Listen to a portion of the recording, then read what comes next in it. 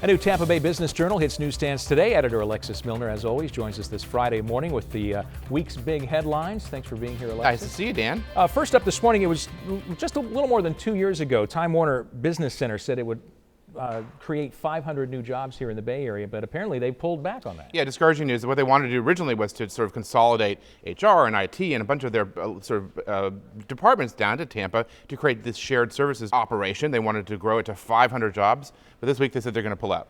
Well, let's take you back here to December of 2011. We actually have that announcement by then CFO John Martin with Time Warner. We have thoroughly evaluated 59 cities across a number of criteria. And I'm very confident in saying that we are very confident that Florida is going to be a great place for us to do business. So they didn't decide to go anywhere else. No, it didn't work out. And what happens is that these shared services kinds of organizations, which the local economic development folks see as a very big opportunity, are at the whims of a corporate change. There are things affecting time, and it's not going to be able to grow its services here. All right. But the good news in this, Dan, though, is that Tampa fared very, very well. And that's a kind of a silver lining in this.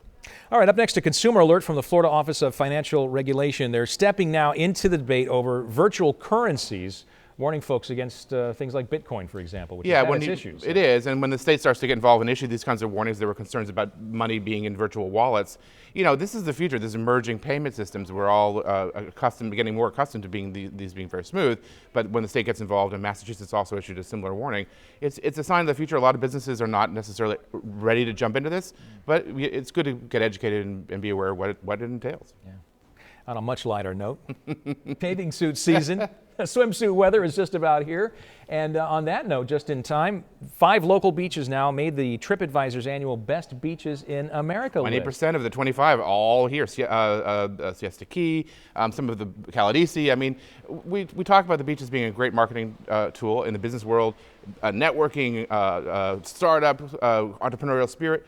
But when it comes back to it, it's okay. The beaches, we should milk that for all it's worth. And, you know, beaches are wonderful here. We should take advantage of that. So it's great to see that happen. A great marketing boost, certainly, for the Bay Area. Indeed. One of the great reasons to be here. Another great reason, the Tampa Bay Business Journal. And Thanks, you, Dan. Alexis Muellner. Thank you again for being here. It's a pleasure to see you, always. For more Business Journal headlines, check out abcactionnews.com.